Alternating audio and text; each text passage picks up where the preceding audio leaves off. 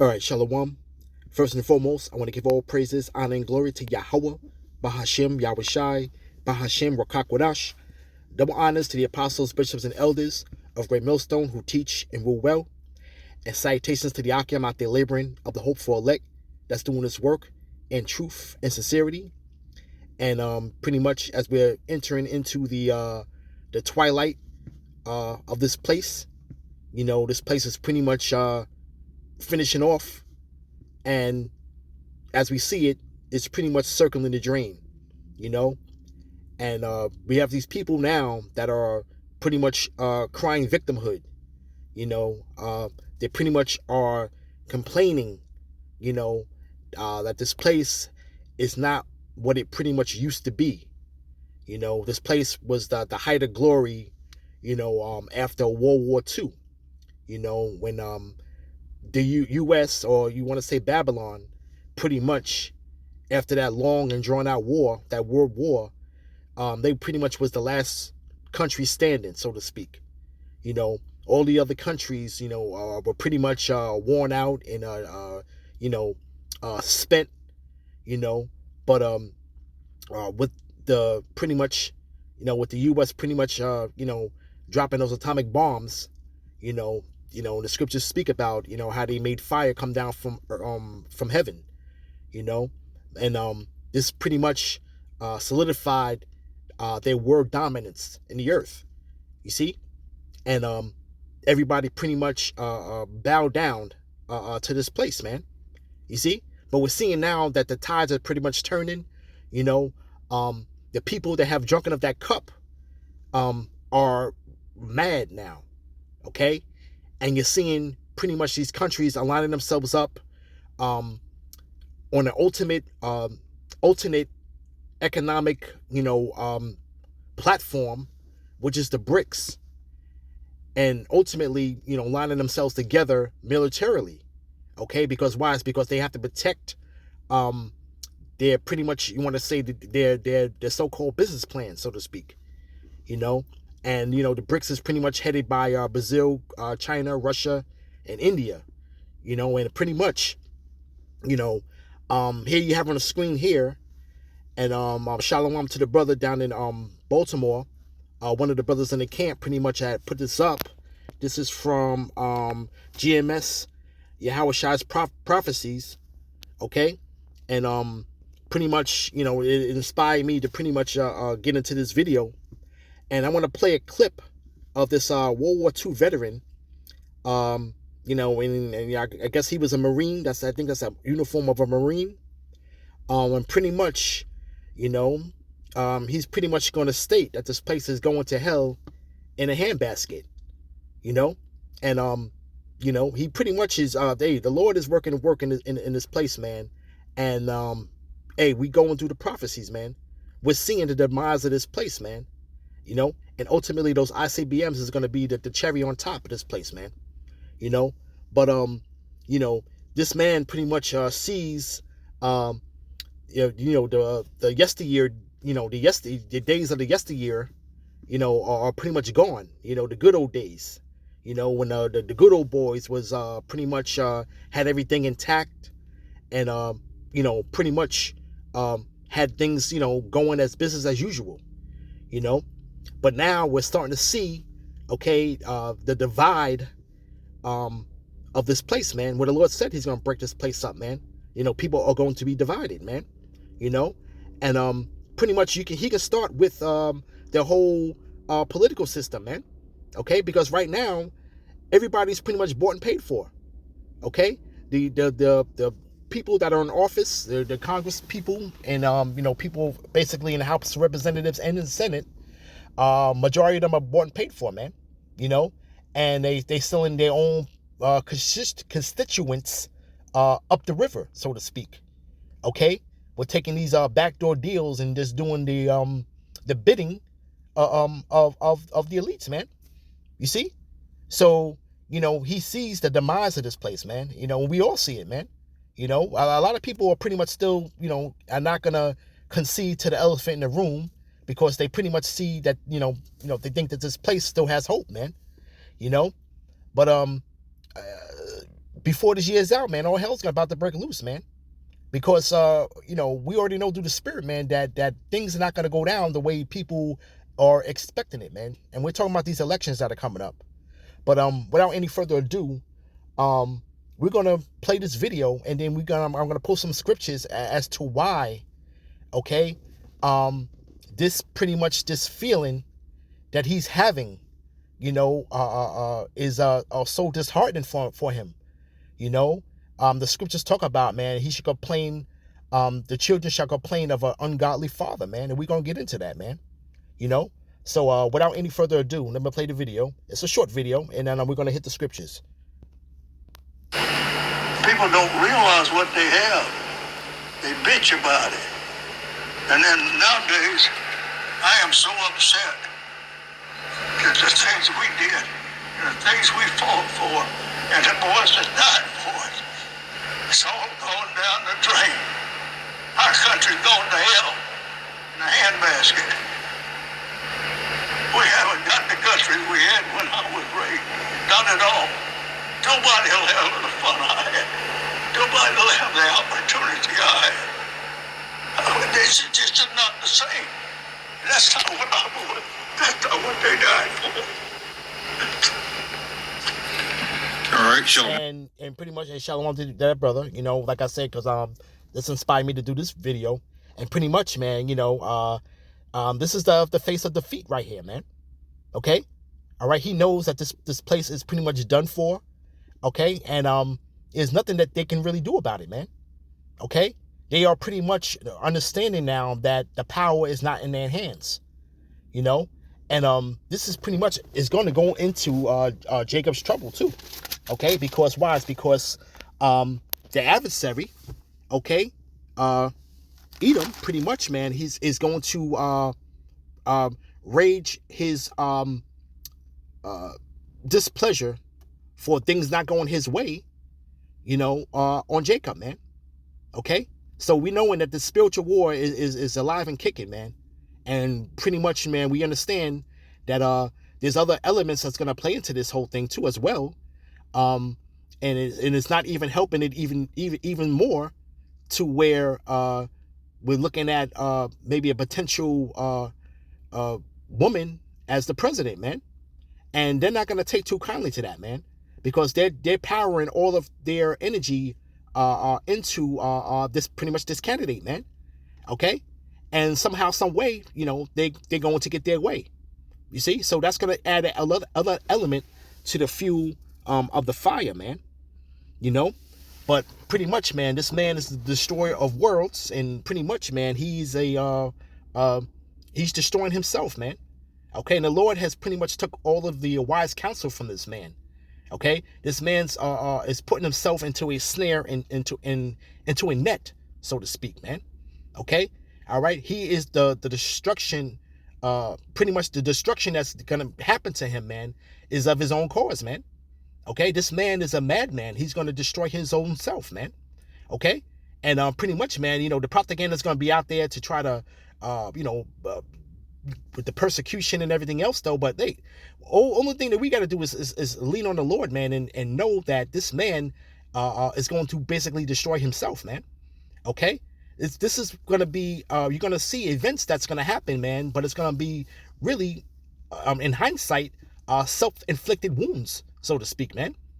Okay, anything that he does to this place, man, and whatever you want to call it, these little planned things that's going to happen, okay, he's behind the scenes of it, man.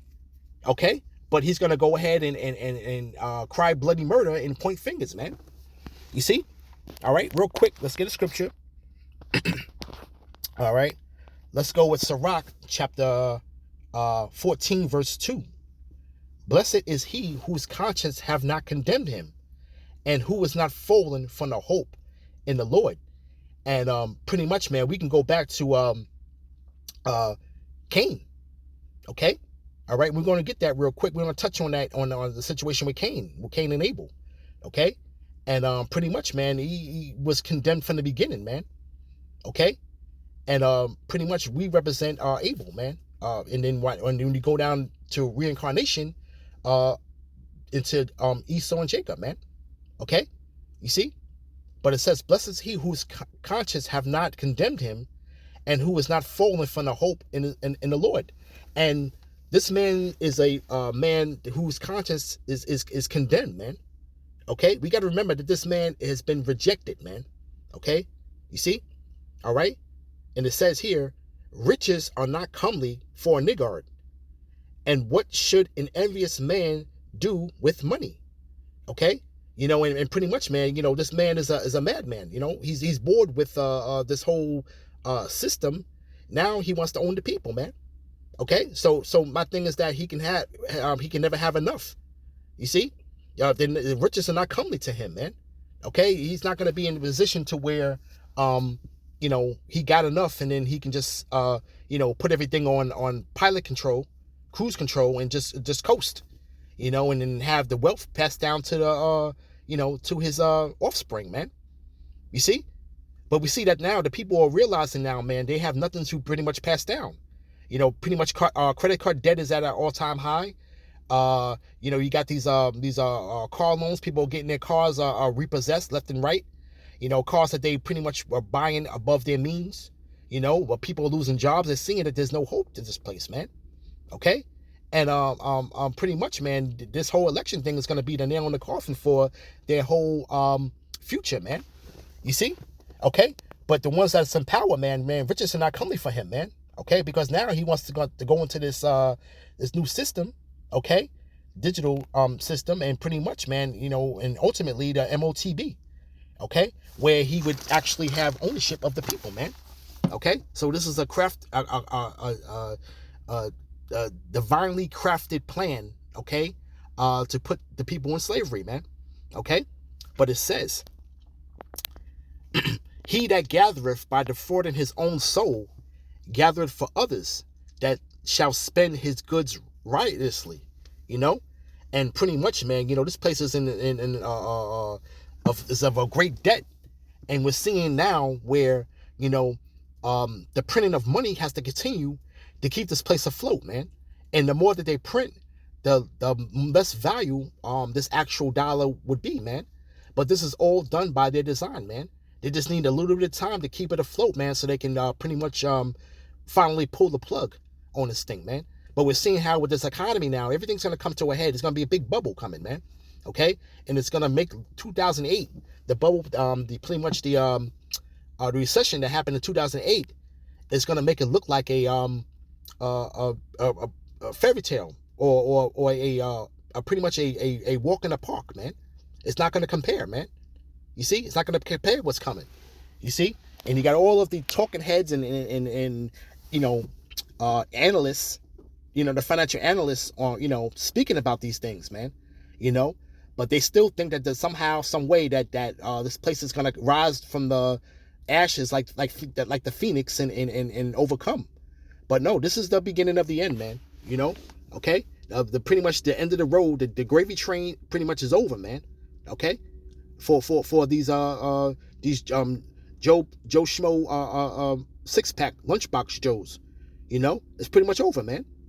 Okay, this place is being sucked dry, spiritually, morally, Okay, the wickedness has reached into the heavens, man. You see, but it says, right?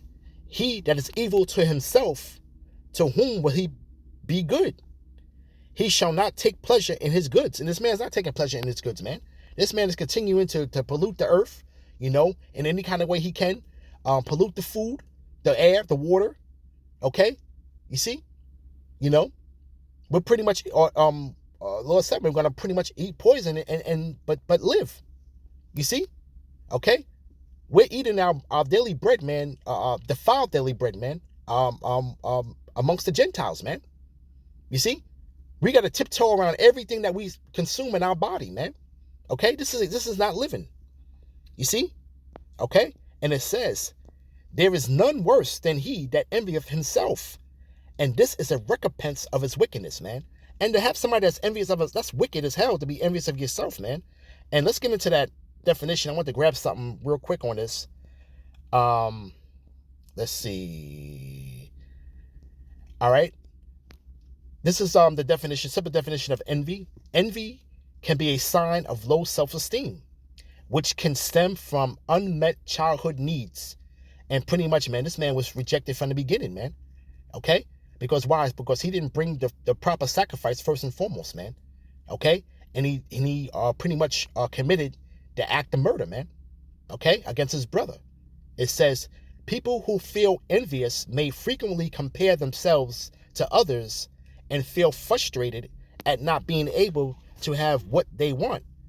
They may also try to bring down the person or thing that they perceive as making them feel that way.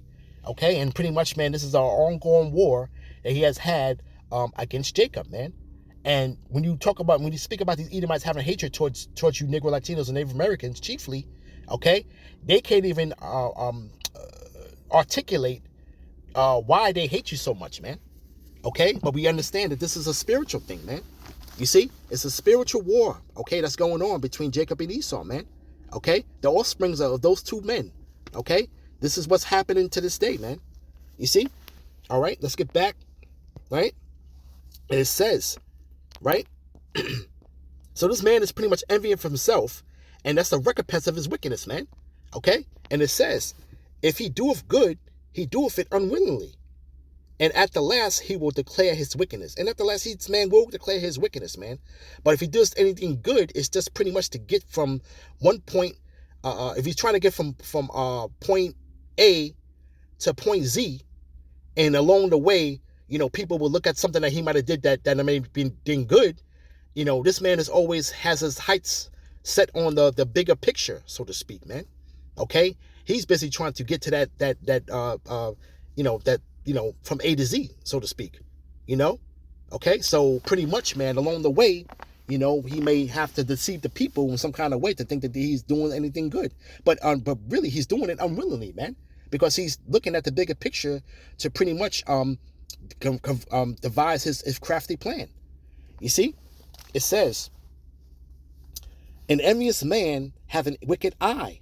He turneth away his face and despiseth men. Okay, and this man does despise men. Okay, he wants to pretty much the useless eaters, man. You got to go. He wants to get rid of you. You see? Okay, he doesn't worry about anything else but pretty much the ones that's around him, man. That's into pretty much this covenant that he has had. Okay, you see?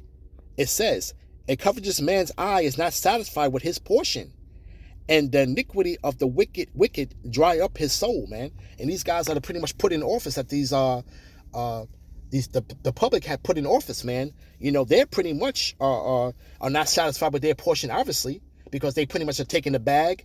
And these politicians have now, that's coming out, they have handlers, man. Okay, and their handlers are pretty much telling them what to do, man. And if you don't do what we want you to do, then we're going to get you out of office, okay? And we're going to defame you, all right? And pretty much the money that you're not going to receive anymore, man. You see? Okay? It says, a wicked eye envieth his bread, and he is a niggard at his table, man. You know, and this guy is so insatiable, man. You know, the flesh is eating him up to the core, man. Okay, he's living in the flesh, man. You know, he's living into the the self gratification of now. Okay, and this is the reason why he stole this birthright, man. Okay, you see, all right. But it says, my son, according to thy ability, do good to thyself, and give the Lord his due offering. And and that's what Abel did. Abel gave the great offering, the good offering unto the Lord, man. Okay, the Lord had pleasure in that offering. Okay, to sacrifice the animal for him, man. Okay, let alone where Cain brought fruit. You see, and that was not the sacrifice that the Lord required, man. You know, all right. You see, so with there, let's go to Hebrews real quick. Hebrews chapter 11. Chapter 11, verse 4. All right, and this was going into faith, you know, and we're faith-based people, man. Okay, you know, he pretty much is not faithless. He's a faithless man. Okay, but it says, By faith, Abel offered unto the Most High a more excellent sacrifice than Cain, by which he obtained witness that he was righteous. Right? Right? The Most High testifying of his gifts, and by it being dead, yet speaketh, man. And the Lord, pretty much, Abel cried, when he was put to death by Cain, okay? He cried unto the Lord, man, and the earth heard, the Lord heard it from the earth, man. You see? Okay? All right, from there, all right, let's go to, let's get the account real quick. Just want to glaze over it for edification's sake. Genesis, the 4th chapter. All right? Let's glaze through it real quick. All right, I want to prove several verses from it, but it says, and Adam knew Eve, his wife, and she conceived and bare Cain, and said, I have gotten a man of the Lord, Yahweh. And she again bare another, his brother Abel. And Abel was a keeper of sheep, but Cain was a tiller of the ground. And pretty much, they pretty much reincarnated into Jacob and Esau, and they still have the same characteristics, okay? But it says, and in process of a time it came to pass that Cain brought of the fruit of the ground and offered unto the Lord. And Abel also brought of the firstlings of his flock, okay, and of the fat thereof. And the Lord had respect unto Abel and his offering. But unto Cain and his offering he had not respect. And Cain was very wroth, and his countenance fell. So this was pretty much the beginning of the end for this guy, man. Okay? All right, his countenance had fallen because the Lord didn't have respect for his offering, man. Okay, so he was in his feelings pretty much, And it says, and Yahweh said unto Cain, why art thou wroth? Why is thy countenance fallen? If thou doest well, thou shalt not be accepted. And if thou does not well, sin lieth at the door. Okay, so obviously we know what route, this man took, man. Okay, so basically sin lies at this is the man of sin right here, man. Okay, you see? All right, going back, and it's going into, like I said, it's going back when it goes into Revelation, man. Okay? Speaking of that old serpent, the devil and Satan, man. Okay? You see? This is the origins of it, man, here, man. You see?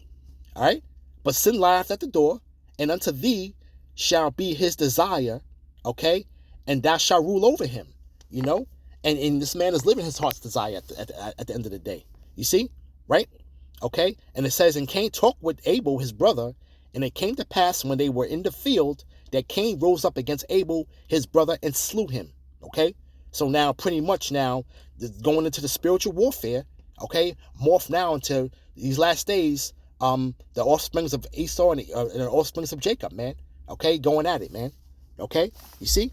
All right? And that pretty much that vendetta, okay, is still pretty much intact, man, of achieving of what he wants to do is slew his brother. You see? All right. From there, let's go to Hebrews, okay? Real quick. I don't want to make this too long. I'm gonna pull up a couple of precepts and then we're gonna get out of here. But this is Hebrews. Let's go to Hebrews 12. Okay?